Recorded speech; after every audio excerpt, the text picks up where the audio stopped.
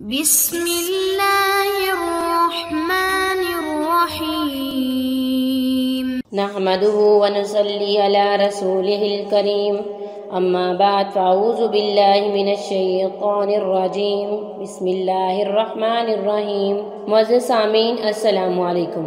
حضرت حسن بصری رحمۃ اللہ علیہ فرماتے ہیں، میں نے ایمان ایک بڑھیا سے سیکھا۔ حسن بصری ایک دفعہ تقریر کر رہے تھے، لوگوں کو واعظ و نصیحت فرما رہے تھے۔ وہ کہتے ہیں، میں نے لوگوں سے کہا، آپ اللہ تعالیٰ کا در کھٹکھٹائیں، دروازہ ضرور کھلتا ہے۔ آپ اس در کو بار بار کھٹکھٹائیں، اللہ تعالیٰ آپ کی ضرور صدا سنیں گے۔ وہ فرماتے ہیں، ایک بڑھیا بیٹھی تھی، اس نے کہا، اے حسن، خدا کے دروازے بھی بند ہوتے ہیں جو کھولنے پڑتے ہیں؟ حضرت حسن بے ہوش ہو کے گر پڑے اور فرماتے ہیں، مجھے بڑھیا کی بات سمجھ میں آ گئی، خدا کے دروازے تو ہر ٹائم کھلے ہوتے ہیں، نہ خدا کو اونگ آتی ہے، نہ وہ اپنے بندوں سے غافل ہوتا ہے۔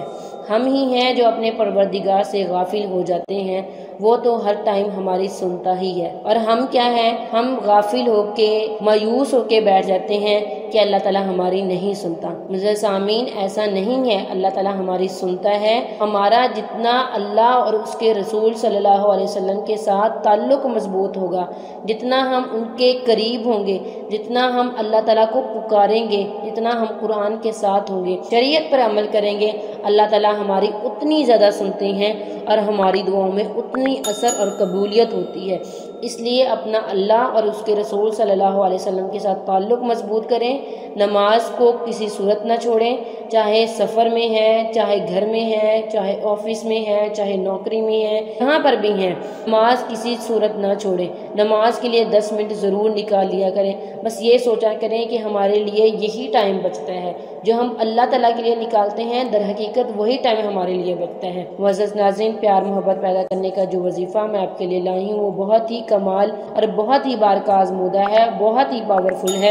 انشاءاللہ اس وظیفے کے کرنے سے آپ جس کے دل میں بھی چاہیں گے بے انتہا پیار محبت حاصل کر سکیں گے۔ وظیفے کو اجازت لیے بغیر نہیں کرنا، اجازت کے لیے اپنا نام کمنٹ کریں گے، ہماری طرف سے آپ کو وظیفے کی اجازت دی جائے گی۔ اس وظیفے کے لیے نماز اولین شرط ہے، اور اس وظیفے کو جائز مقصد کے لیے کرنا ہے، جائز محبت کو حاصل کرنے کے لیے، کسی بھی ناجائز مقصد کے لیے نہیں کرنا۔ اگر ناجائز مقصد کے لیے کریں گے تو نقصان کی آپ خود ذمہ دار ہوں گے۔ آپ نے کیا کرنا ہے، اول آخر 11 دفعہ درود شریف پڑھنا ہے، اس کے بعد یہ عمل کرنا ہے، اور اس عمل کی 2 تسبیحیں پڑھنی ہیں، اور یہ عمل آپ نے 21 دن تک کرنا ہے۔ یہ عمل آپ نے 21 دن تک کرنا ہے، اور اس کی 2 تسبیحیں روز پڑھنی ہیں نماز مغرب کے بعد۔ وظیفہ نوٹ فرما لیں، اللہ اللہ اللہ الا اللہ احد الصمد الا احد الصمد، اللہ اللہ اللہ ذو الجلال والاکرام۔ اس کی آپ نے 2 تسبیحیں پڑھنی ہیں۔ پھر سے سن لیں، بہت ہی آسان ہے، اللہ اللہ اللہ الا اللہ احد الصمد الا احد الصمد، اللہ اللہ اللہ ذو الجلال والاکرام۔ سے آپ چاہے لکھ لیں یا یاد کر لیں، بہت ہی آسان ہے اس کو یاد کرنا، اگر یاد نہیں کر سکتے تو لکھ لیں۔ وظیفہ کرنے کے بعد اللہ تعالیٰ سے دعا کرنی ہے، انشاءاللہ اللہ تعالیٰ آپ کو آپ کے مقصد میں ضرور کامیاب کریں گے۔ اگر ویڈیو اچھی لگے تو ہمارے چینل کو سبسکرائب کر دیں، اور ساتھ ہی بیل آئیکن کو بھی ضرور پریس کر دیں، تاکہ آنے والی ہر نئی عملیات اور وظائف کا نوٹیفیکیشن سب سے پہلے آپ کو ملے اور آپ اپنی زندگی کی خوشیاں حاصل کر سکیں۔